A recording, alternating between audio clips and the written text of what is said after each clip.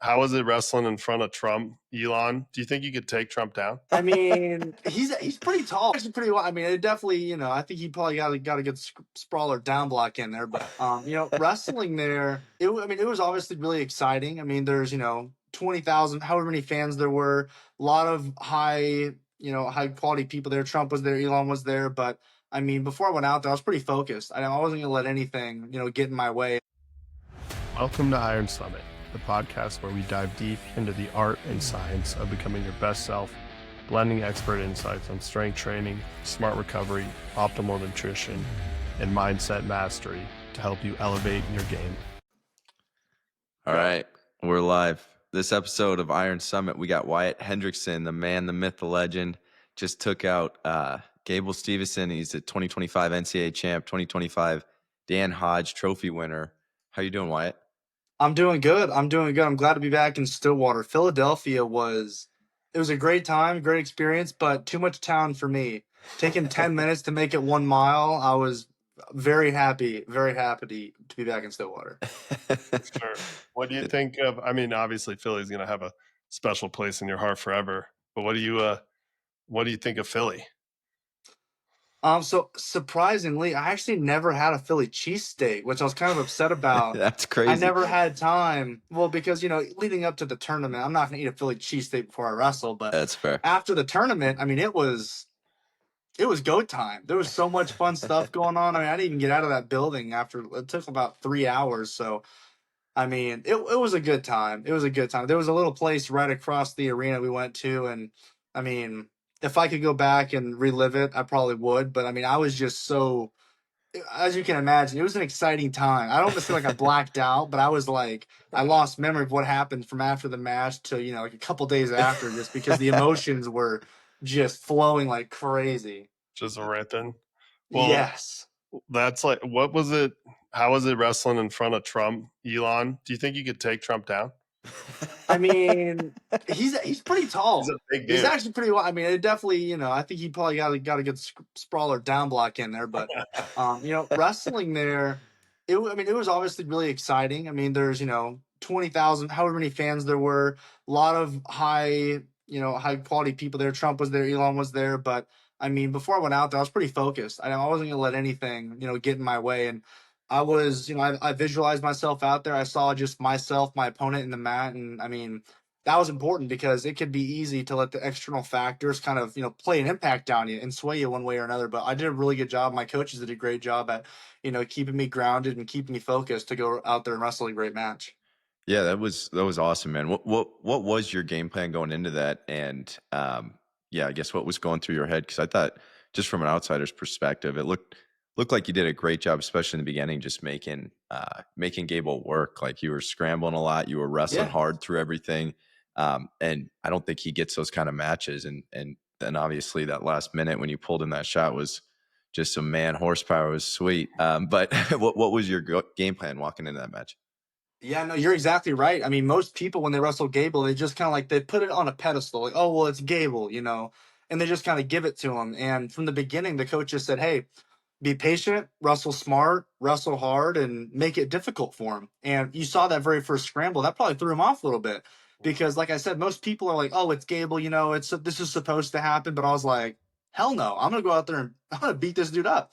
And so the game plan from the start was make it hard on him and, kind of throw him off a little bit. And after that first scramble, I mean, you could see he was just like, whoa, like, this is, it kind of threw him off because his game plan has been, hey, I shoot, I score, I take you down, do all this good stuff. And obviously he took me down once, but that first minute exchange dictated the rest of the match. Is like, hey, I'm going to wrestle you hard. And so most of it was just being patient and wrestling smart. And I mean, I probably threw 100 fakes in that match, but it was that one shot I finally took at the very end. And as soon as I got that leg, well, I actually had it, then I lost it.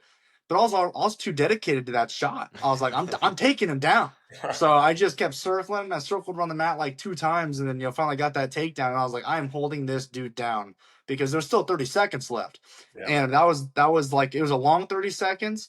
But I also kind of knew in my head, I mean, I knew it wasn't over, but I was like, dude, I got this. All I got to do is wrestle smart. I didn't go crazy. I kept chopping the hands, and I was putting a lot of pressure on him. I was squeezing him like crazy. And he was trying to stand up, but most of it was he was just in shock too. He got taken down.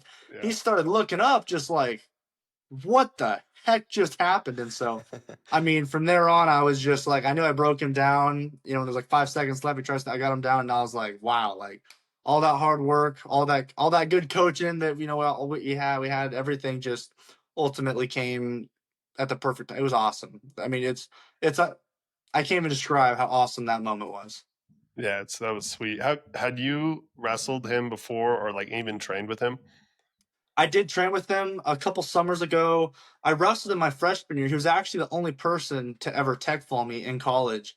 My freshman year, I wrestled him, and that was weird because the year before that, I mean, I saw him wrestle at the NCAA tournament, and the first time I wrestled him, he was one of my role models. Obviously, he was a great wrestler at the heavyweight. And I'm in high school, and I was like, hey, it's someone I want to look up to. So wrestling against him the first time was a little weird for me. I kind of gave him a little too much respect, and I didn't really wrestle a great match because I was just like, oh my gosh, it's good, whatever.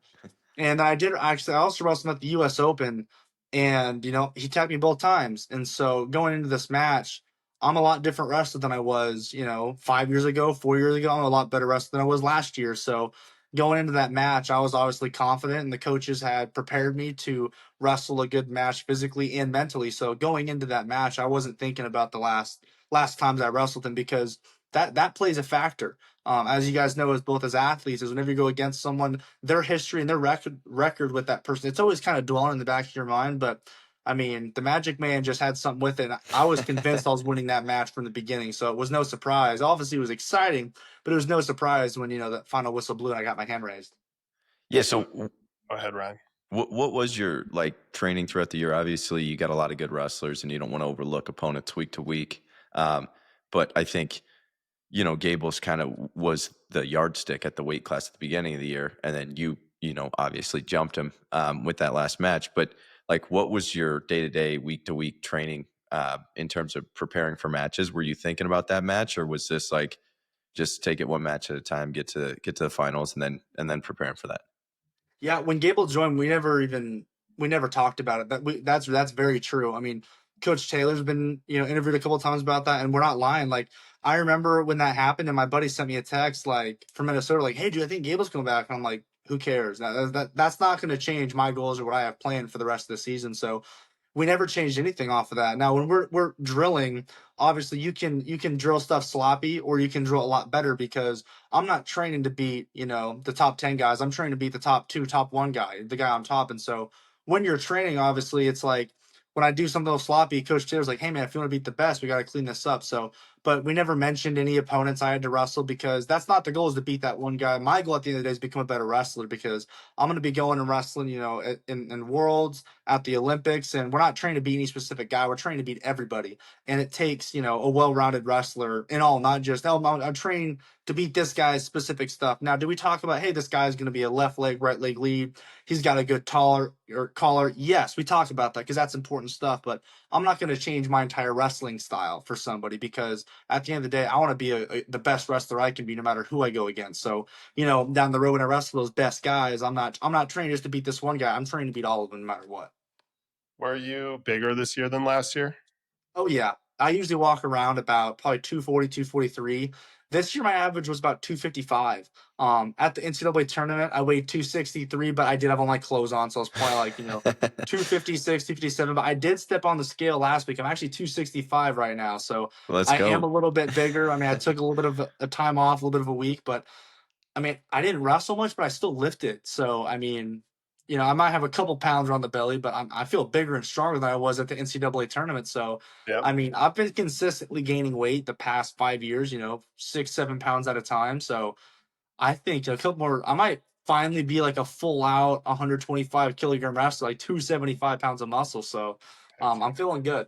What that last day of weigh-ins, I always think it's interesting at heavyweight, like seeing the weights of all the top eight. Who was the heaviest? Do you Colton remember? Schultz is always the heaviest. Yeah. Yeah. So Colton Schultz, yeah, he used to be cutting it close to like 285. I remember talking to him a couple years ago because we were always in the front. I was at Air Force and he was Arizona. We're right next to each other. They do it by school, by alphabetical order.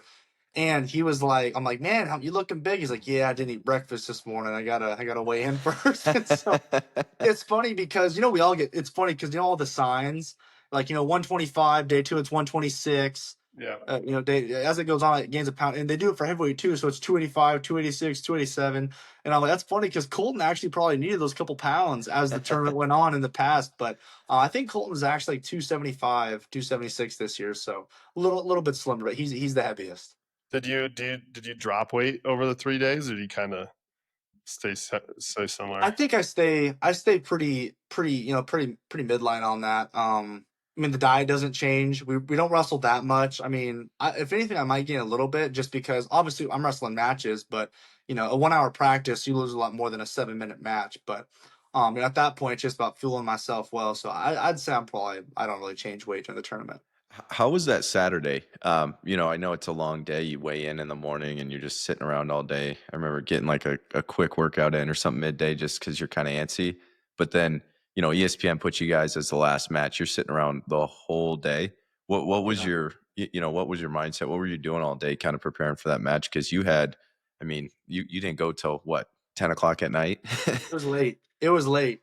That day honestly it was a perfect day. I mean, I slept like 8.5 hours, woke up, had a great breakfast, went and did weigh-ins. I think I saw Gable too. I was like, what's up, bro? Like we never really, I mean, this whole tournament, I mean, heavyweights are pretty nice, but I mean, I was a man on a mission. And so I was pretty focused the entire tournament. I think I bumped into a couple times. And now that I think of the last day, I did see him, but we just gave him like a fist bump because I'm like I said, people kind of raise him up a little bit. I mean, he is a great wrestler, multiple-time national champion, Olympic gold medalist. Like, that's worth it. But for me, I'm like, hey, I'm a competitor. I'm not a fan at this tournament, so I'm treating this like competition.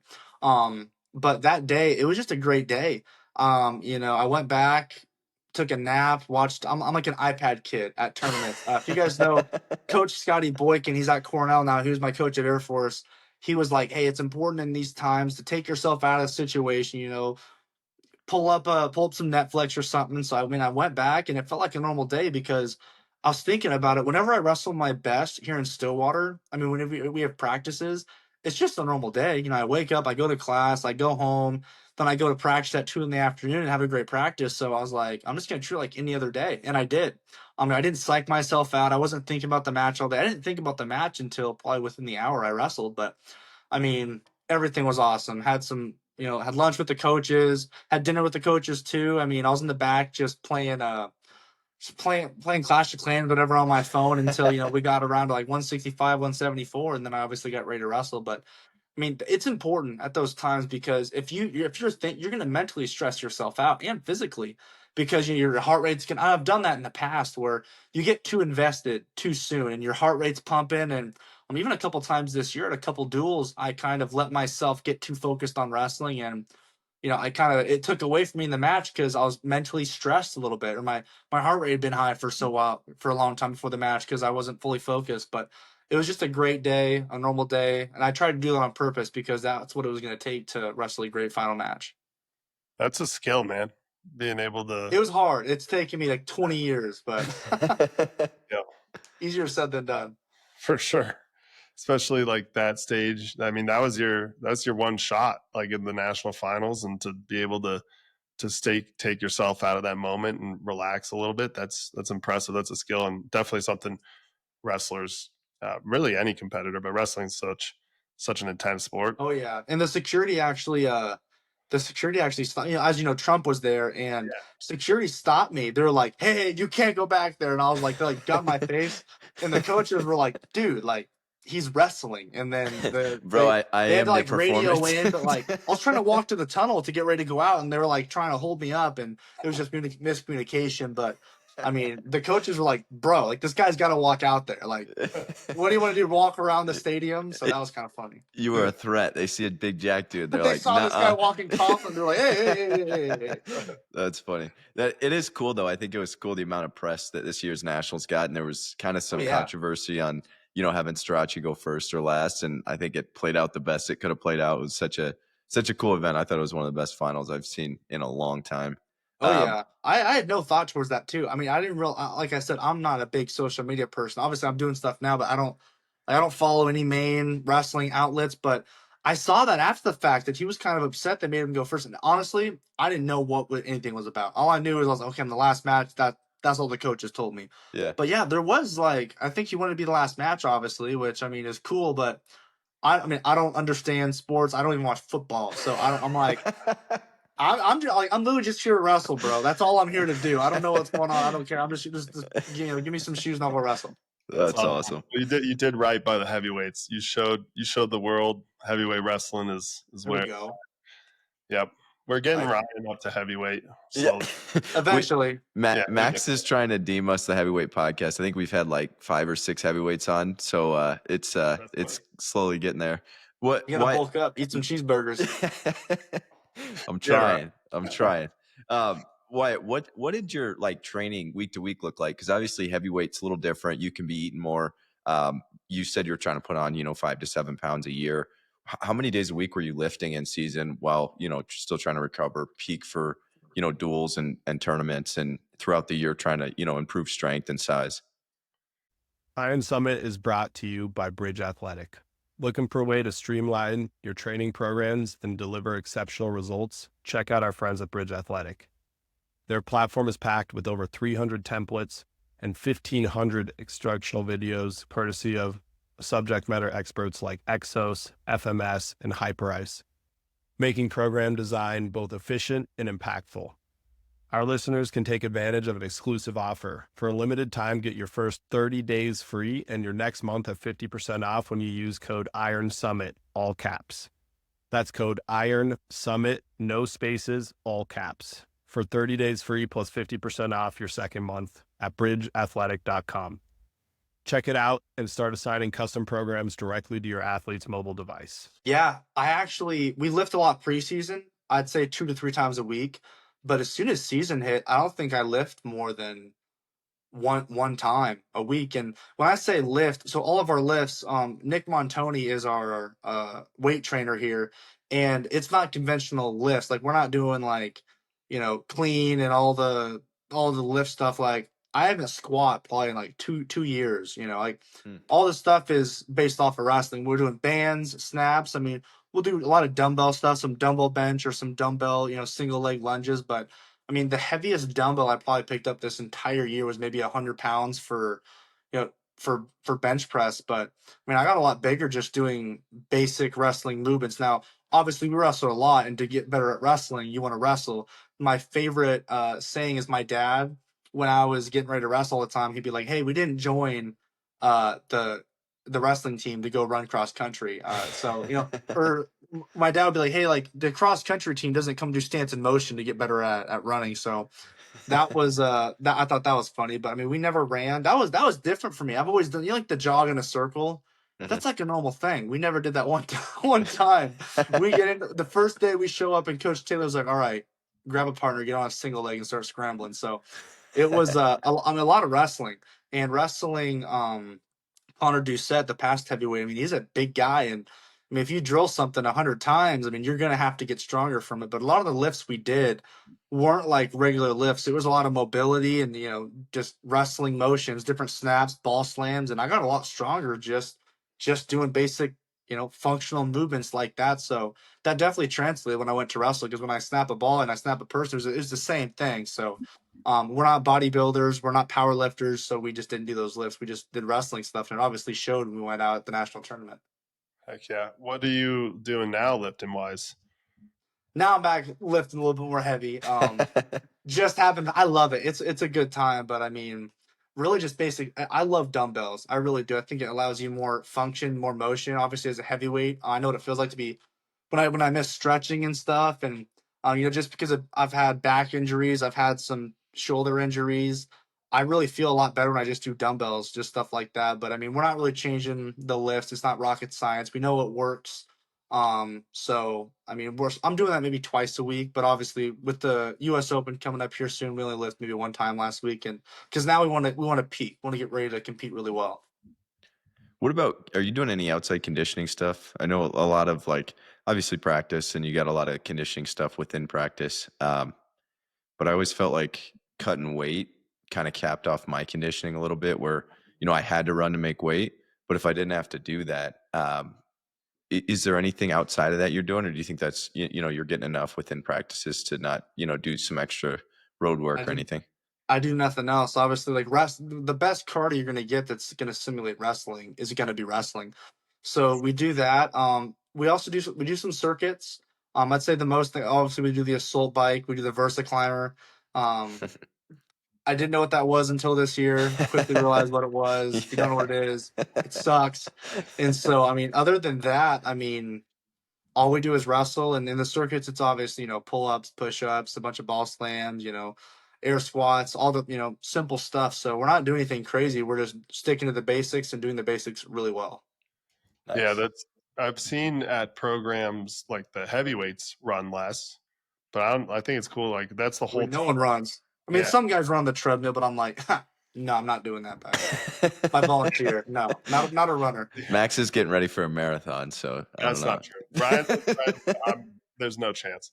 I'm also like, Kudos to you, brother, but I'm no, I'm out on anything.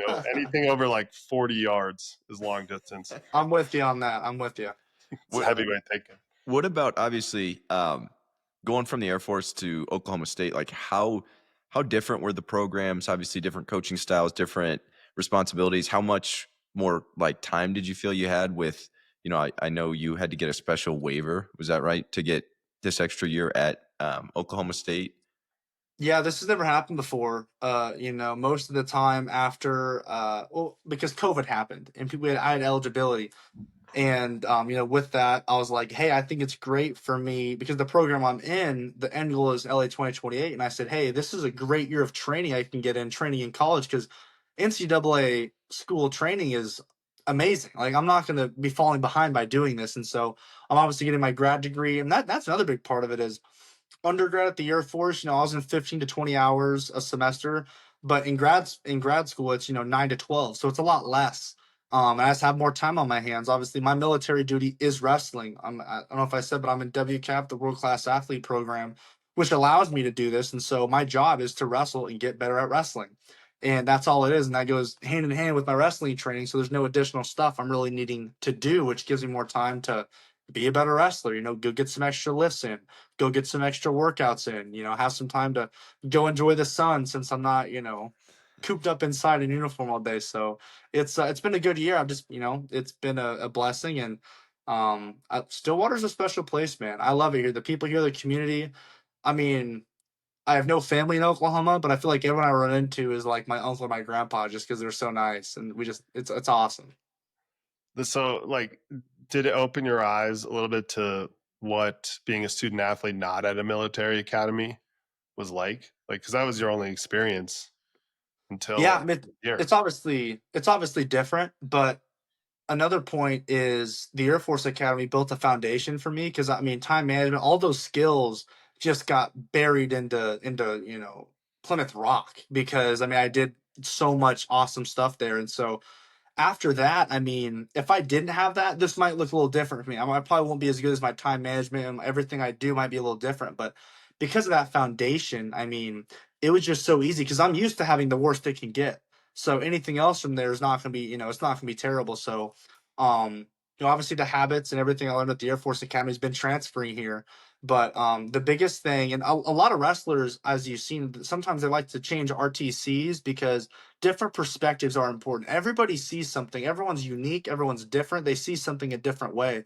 And for me, Coach Taylor and Coach Kennedy and Coach Gilman and everyone here, Coach Caldwell saw the different perspective that fit me best. Then it's not always what you say, but it's how you say it. And the way they said stuff in my technique, my shots, my stand-ups, my finishes, it just connected with me really well in a way I haven't heard in a long time because, every time you change to a different team or whatever, it's because you need a different perspective or you want to get a different change of partners. And I mean that's ultimately what I got. I got a whole different everything. So it was just that much more improvement I was able to make over this past, 6-7 months. Yeah, that's awesome. So for WCAP, does that, like, you can train at any RTC? How exactly does Correct. WCAP work?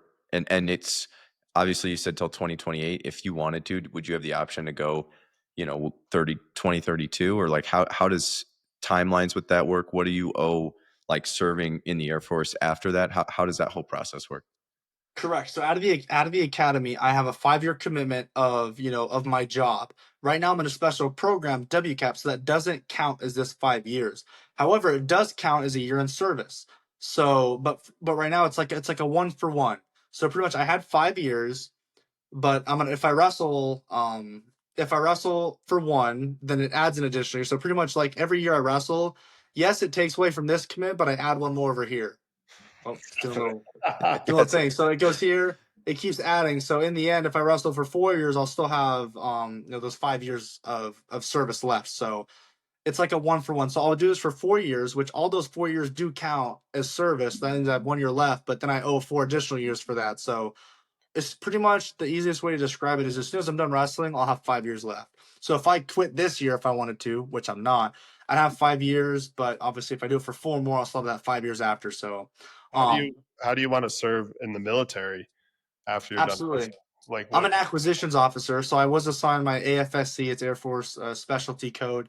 So what we call it. We're different. Usually it's MOS, military operational, but I mean we do it different, I guess. But um, that's my job, but I think I might be getting changed now. Obviously, I think that I have a little bit of influence, and I think I could do a lot of good bringing in recruiting, being an ambassador for the Air Force. So I might be able to switch over to maybe more like a recruiter status or something like that. And I mean, I even thought about it. I could actually go back to the Air Force Academy and be a coach for a little bit. So I think whatever journey I have ahead of me, it's at first it wasn't leaning towards wrestling. I was content even after the academy, but obviously I heard about WCAP and I wanted to do this program, but I was okay being done with that. But I think if I have an opportunity to keep growing the great sport of wrestling and keep it going, I might be able to go back to the Air Force Academy and be a coach. But like I said, if I was, I don't. So usually it's a 3 year is the max of WCAP.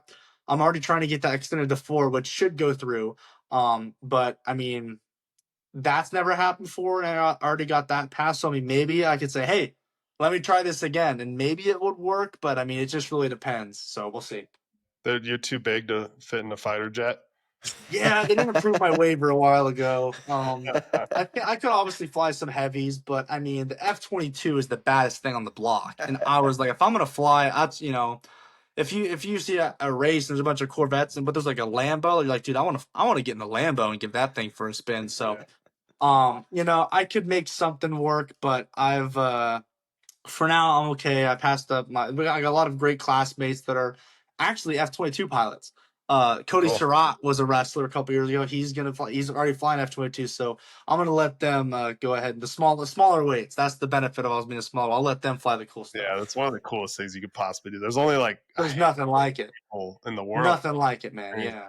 that's so much power at your fingertips. Oh yeah. I'm jealous. What's the coolest thing you've got to do through the Air Force Academy? Just different. I don't know, jumping out of planes. Most What's badass thing, yeah. yeah? That was another thing. I was too heavy to jump out of planes. Oh, come on! They couldn't Super- put 2 parachutes on you. So I mean, actually, super cool thing is at the Air Force Academy, it's the only place where your first jump is not tandem; it is solo. Your first jump, it's solo, but because of that, the parachutes are a little different. I mean, let's say someone the training for that's intense. Like they do some crazy stuff. Obviously, you're jumping by yourself, but the parachutes I think are a little different because they might auto deploy, and I think the max is 220 with all your stuff on. That was my sophomore year the program was offered. I mean, just throughout your career, your freshman, sophomore, there's only certain times you can do it. And it was the sophomore year, but I was too heavy for that. But I did fly gliders. So, it's you get towed up on a tow plane, they release you. And so I did learn to solo in 18 days. I flew one of those by myself, it's hard. I mean, you think it's easy getting pulled by a plane, but it's not like getting pulled by a car. You have to follow the plane exactly. So, what sucks is you get so like your last flight or two, you get dialed in and you get it perfect, and then they're like, "Well, that's the last time you'll ever fly. You will ever fly a glider." I'm like, "Dude, I just got super good at it." So it's addicting. It's That's a cool. good time. It's a good time. But I'd say that's probably one of the coolest things I've been able to do. That's awesome. Yeah, that sounds really interesting. Dang.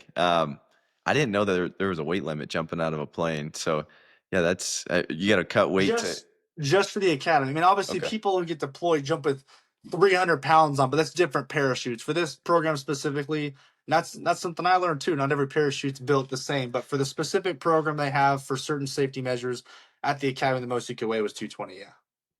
At Iron Summit, we are about getting everything we can out of our workouts and everyday lives. If you aren't wearing a pair of barefoot or wide toe box trainers, you are leaving gains on the table. The Sashi Athletics Ronin Ichi Minimalist Trainer is a perfect barefoot shoe. Not only does it perform like other major brands on the market, it is actually good looking. Even my wife says so. Get a pair today for 10% off with the code IronSummit10. Link is in the bio.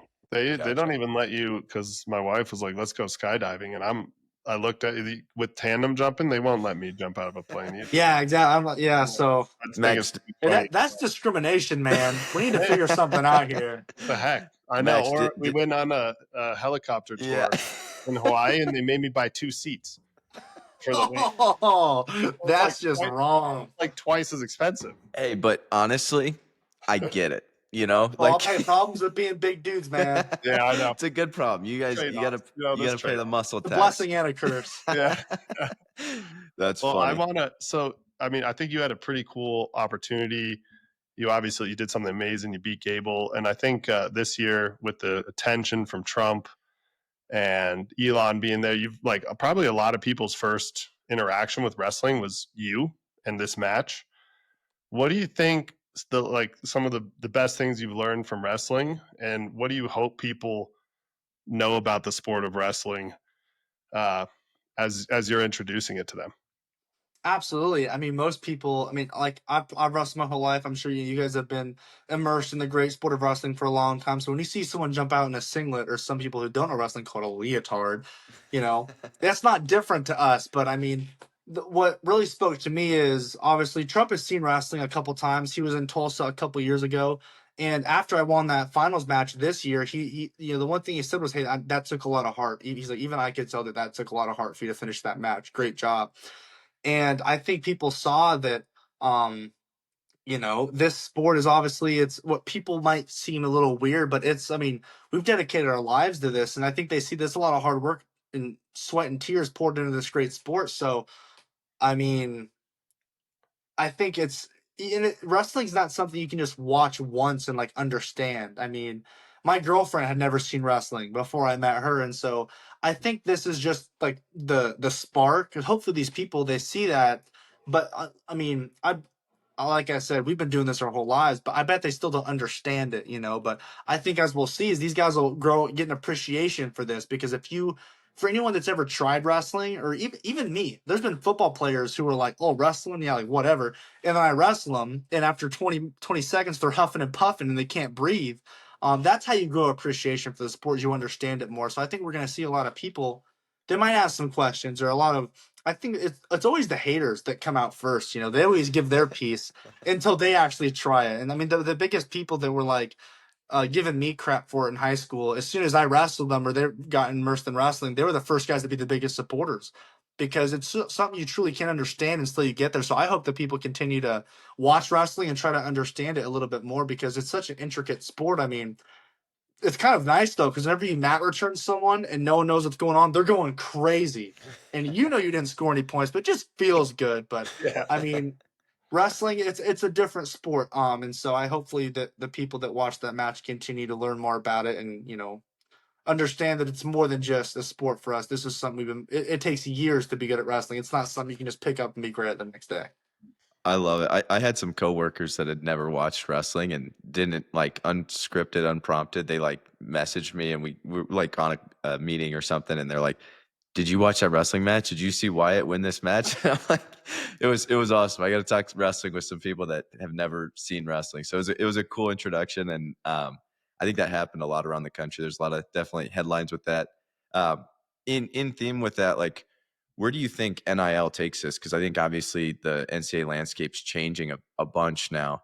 How do you think that'll affect wrestling going forward? Do you think it's good for the sport? Do you think it's bad for the sport? Yeah. So the first thing I think about is the transfer portal when we talk about NIL. And I used to think that I think it's good for people like grad students. For example, Jacob Cardenas, myself, we're at schools where you can't wrestle another year, so we have to leave. Mhm. Yeah. Obviously, that's what I thought about. But other guys, I think, well, at the end of the day, I think it's good. I think it's good, and this is why. If someone's gonna leave a school just for money, that's showing their true colors of who they are.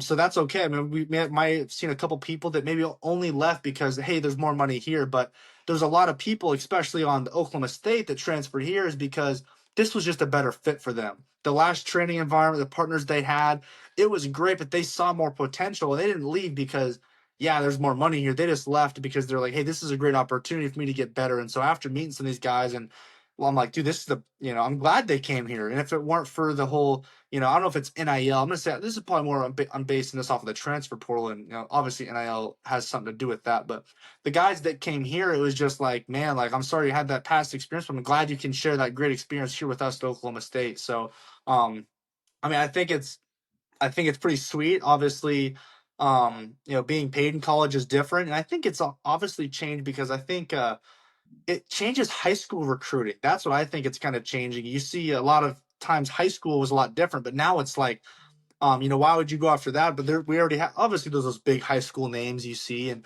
but now it's like, oh, we've already seen someone who can become an All-American. So now people are like, oh, why wouldn't I just go after them? Because I know that they've already proved themselves versus taking a chance over here. So um I think obviously it's new, but from what I've seen as far as the NIL and the transfer portal is if someone wants to make a decision like that, let them do it. They'll show their true colors. But for those guys out there who are looking for great opportunities and want to make themselves better wrestlers and might have a better fit somewhere, I think it's great because it allows them to make those transitions. Yeah, it's such a good point. I saw Deion Sanders at Colorado University football coach literally said, he's like, I don't know why I'd recruit high schoolers right now. Yeah, I mean, it's different. It's a different ballgame, and I'm not a coach. And like I said, that's one thing Coach Taylor talked to us about is, hey, like, do you want to be athletes in the sport or fans of the sport? Because if you're on your phone looking at Flow Wrestling, looking at all this stuff all the time, that's going to say something. It's going to do something with your mental state. And this year, like I said, I didn't follow pretty much every single wrestling platform. Not that I don't like them, but it's like, hey, when I'm on my phone or doing something for a little bit, I don't need to immerse myself in wrestling news or start thinking about he or whoever, maybe if it's an opponent, like that doesn't matter. That's not what I want because I'm an athlete. I'm not a fan of the sport. So, I love that. Yeah, Jimmy used to preach that a lot too, yep. at Northwestern, and so did Hal. I think it's such a good, important mindset, especially with social media now. There's a lot more pressure on everything, and kids are doing it for likes and I don't know. It's a lot more pressure when I you agree. start throwing NIL, social media, branding, like all that stuff. I do think it is interesting. I like your perspective on like showing true colors, but I mean, I spent the last 2 years coaching at Stanford, and it was crazy how quickly everything changed with NIL stuff. And I feel for a program like NDSU. I think a couple years ago they had 17 guys in the transfer portal, and it's like I wonder if places start getting cut because you develop 2 to 3 kids, they start doing well by sophomore junior year, and then they get poached by a big program that's got a lot of money, and maybe that's good. I like to think that wrestling's resilient and we'll figure it out as a sport. But I hope that it doesn't further diminish the amount of programs that are in the country because it's hard to compete with the dollars that Penn State has if you're not fundraising well. But then again, I'm a big fan of like free market, and if you can provide more value, like you provide more value. So I don't know. I don't really know how exactly I feel about it, but it's going to be interesting these next 5 to 10 years. Just piggybacking off of that, I mean, and for every benefit, there's going to be a negative. And like you just said, that's something that might happen. Obviously, I mean, I'm not going to say blinded by it, but I'm not as immersed in those lower schools because obviously Oklahoma State it's been a great wrestling school. I mean, we have a lot of great donors that do a lot of great stuff for the program. And obviously I was a part of one of the programs this year. So I didn't pay as much attention to that. So I definitely think you're right though, Ryan. Like there's definitely might be some negative repercussions to that I'm not thinking about. Um, but I mean, that's where it comes down to. I'm pretty big on loyalty, and if I could have wrestled a fifth year at the Air Force Academy, I would have, because that's what's important to me. And so, I mean, like I said, those troop codes. If there's guys that go to those schools and want to support them and represent them, hopefully they stay at those schools. Hopefully that the other offer doesn't change their mind. But I know a lot of people that maybe didn't have the. What I've seen is, I mean, a couple guys that, I mean, there's money can change a person. Obviously, there's some people that maybe like, they're looking at it through the lens of their family. Like, hey, if I can go support my family and get this much money, they might be more lenient towards stuff like that. Because I think I've seen some good wrestlers that are loyal to that school, but they sat with the coach like, look, dude, like this is gonna change my life, and so they're making those decisions. But I mean, we could be talking about this for hours, because there's always going to be a different perspective. Like I said, everyone's different. Yeah. Everyone's got a different perspective. But I mean, there is definitely negatives to that I obviously didn't talk about. I have two thoughts. One is I think that NIL by itself is awesome, and kids should be able to use their brand, their name, image, and likeness to make money. But combining that with like unlimited, unpenalized transfers just makes it like that's even. Yeah, I think we'll see something about that. Yeah, I think down the road there's definitely going to be something about transfers, because I mean, we've seen some people transfer like 2-3 times, like 5 times. Like that's ridiculous, man. Like, maybe you could make 1 or 2 choices and you're done. But I definitely think we'll see something in the future that's going to change that. I do agree with that. Because that's like more freedom than a professional athlete. They have contracts. That's too much. You got to be locked in at some point, Got to be locked in. And then my other thought on this, and I'm not saying any names, but I know it happens, is people and coaches are calling kids. You're not supposed to be recruiting someone that's actively enrolled. You're supposed to be in the transfer portal. And like if you dangle a check in front of a kid to get him in the transfer portal, that's wrong. And like probably we got to figure out how to prevent that. And there's like ways around, like Smart Coach, they're not going to call them, but the donors. Yeah. Like it's muddy waters. And I like what Wyatt, what you were saying too, is like it kind of shows your true colors. But on the flip side too, like I also understand if you got life-changing money in front of you and like it's hard for a 18, 19, 20-year-old kid to turn that down. The one thing that I do think is cool though is like I do think a lot of the people that have taken these big paydays, like they typically don't do as well. They're not focusing on the wrestling, and you can't just you can't buy a national title. You can see right? it. Yeah. And I think there's ways to structure it now. Like coaches are talking about, you get this NIL payment, but it's after 4 years once you graduate and once you're done. So you have to stick around to get it. But I mean, if somebody's willing to buy out a contract, come pay you more. It's interesting. I don't know where I stand on it because I think there's a lot of pros and a lot of cons, and it just like you're just playing the game at this point. You have to play within the rules that are at the rules that are right now. So yeah, I don't know. We could go on forever on that, but changing topics. More of a for fun question. If you were given $1 million tomorrow, what would you spend it on? Can't be charity. Can't it's got to be goods. What are you spending $1 million on? What are you blowing it on? Is that what you're asking? You gotta spend it. Okay, there's 3 things that came to my mind. So I've always wanted a Lamborghini, and I always think of, have you guys seen like 22 Jump Street or 21 Jump Street? When he's got a Lamborghini poster, I want to buy one of those just because I think that'd be sweet. So that was the first thing that came to my mind.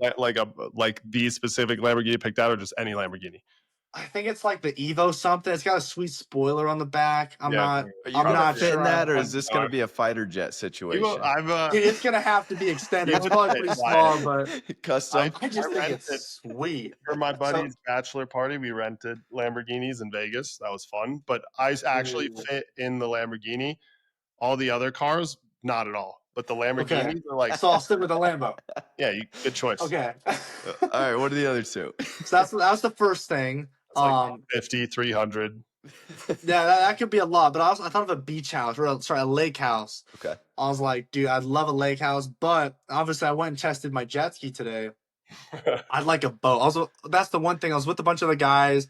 We're getting some sun, playing volleyball, getting some vitamin D, getting some team bonding at the same time. And I was like, man, how cool would it be if we were on the lake with a boat, like 7 or 8 of us doing that. So there's a couple, Malibu and Mastercraft make a pretty sweet boat. So, I mean, like a wakes or like a wakeboard. Oh yeah. Surfing. But also I'm like a speed demon. So I wouldn't mind like a big jet boat too. But at this point, let's just scrap the Lamborghini, the lake house. I'm buying like a mini yacht. That's what I'm doing with this money.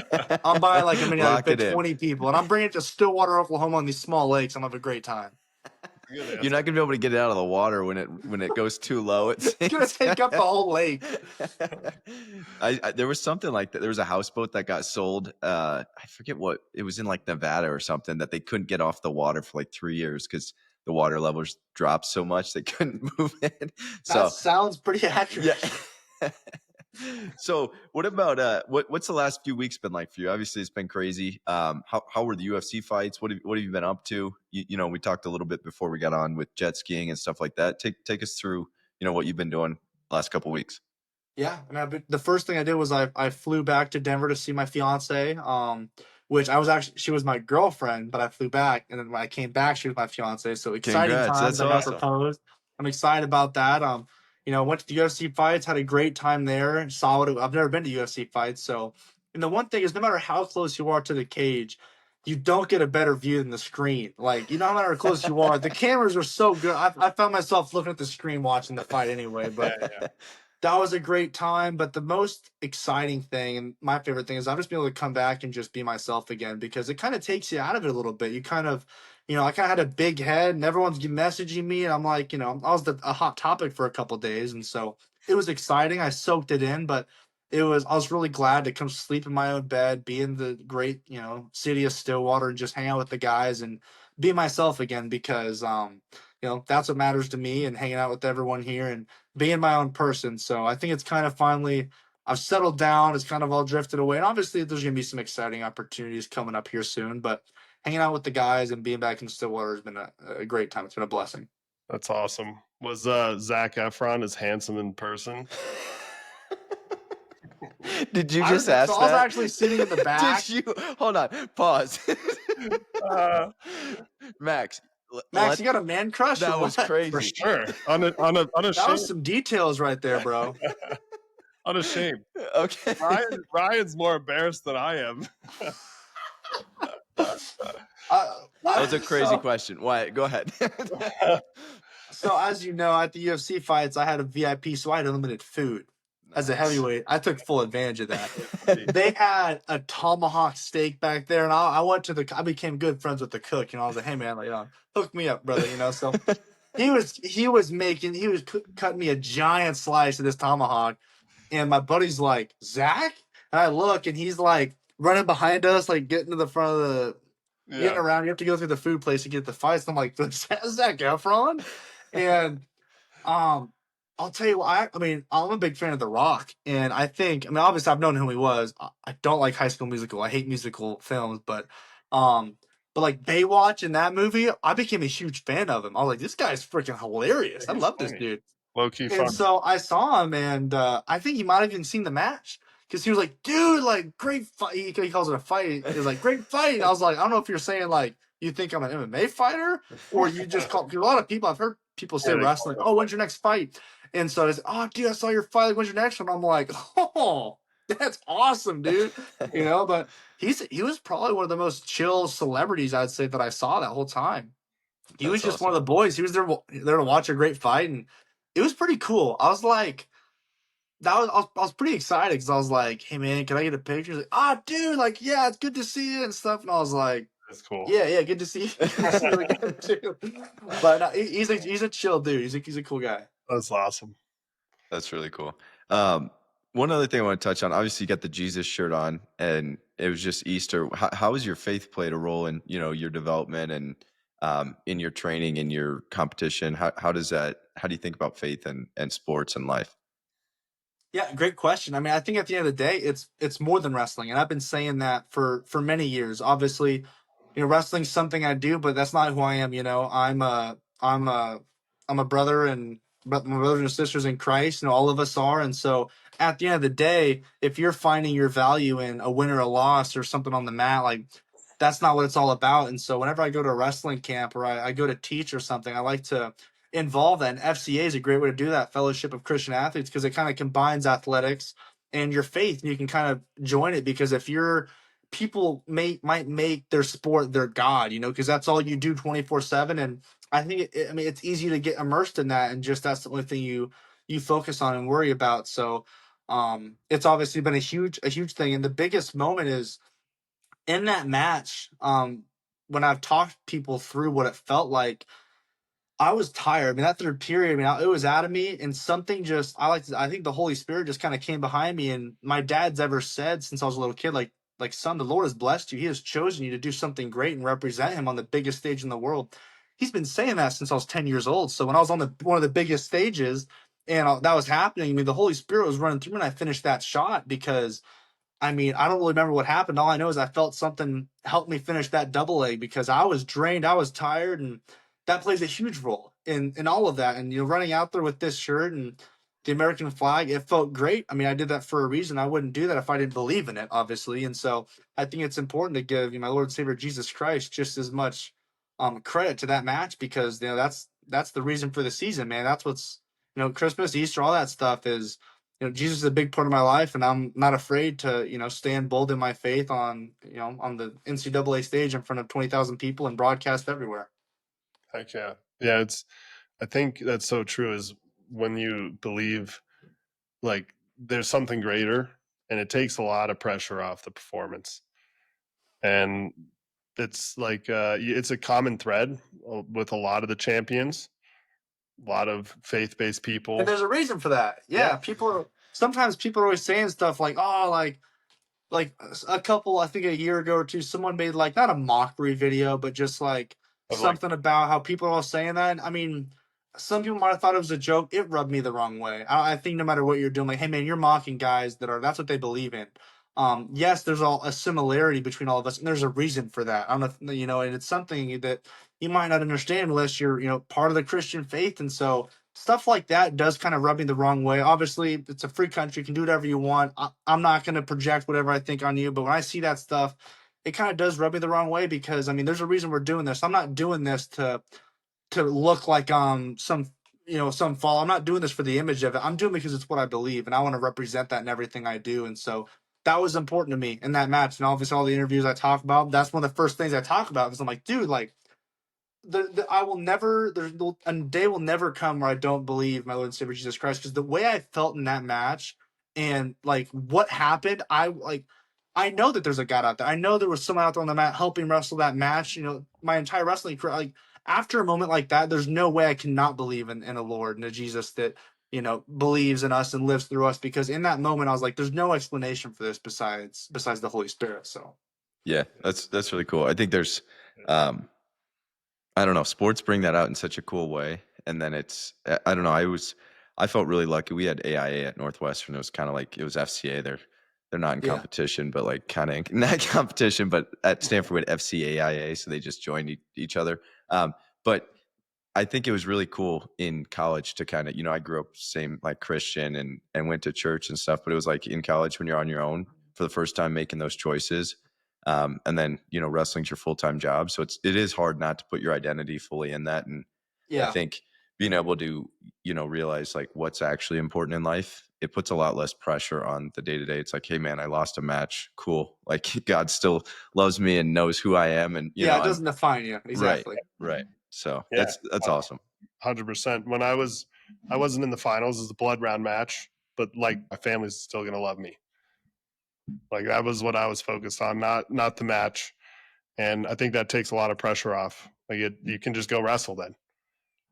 Yeah, I agree. I agree with that. When you go out there and you can just kind of wrestle freely, I mean, that's important. And obviously, and we already talked about it, but there was a lot of external factors on that Friday night in that match. So I already knew. I was like, hey, at the end of the day, I'm still a dude. Everything's gonna be okay. This isn't the end of the world, no matter what happens. And that's kind of nice because I'm like, hey, like I'm not gonna, if I lose this, great. If I win this, great. Like, yeah, it's cool, but that's what kind of I was able to kind of have those just free thinking thoughts, and I was like, obviously, I was focused in wrestling, but like, I mean, just like you said, man, it's a good feeling. Awesome. Yeah, I think that's great. Maybe ending on a light topic, Wyatt. Let's talk about your jet ski, man. You're trying to get up to 80 miles per hour. Why can't we get that thing to 80?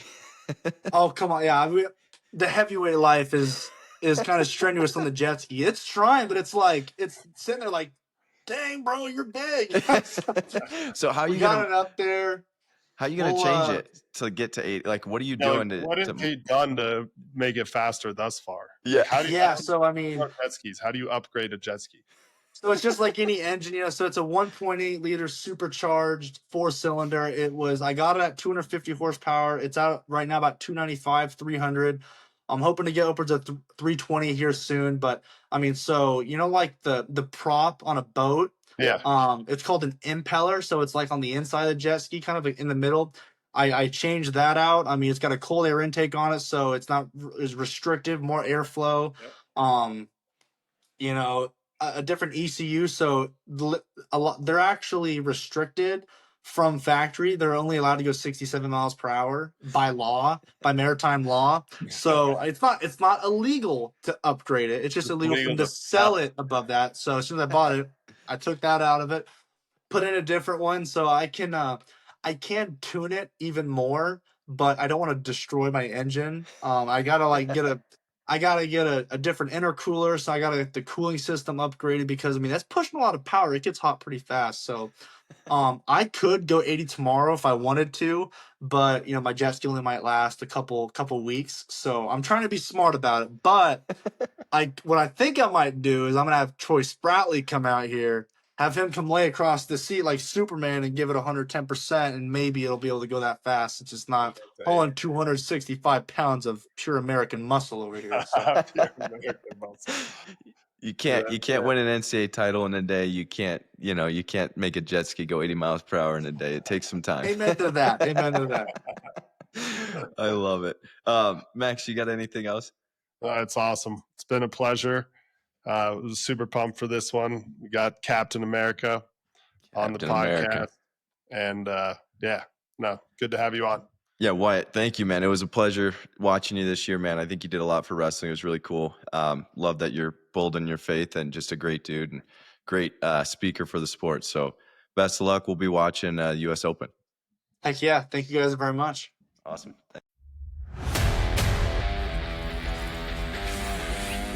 Mm.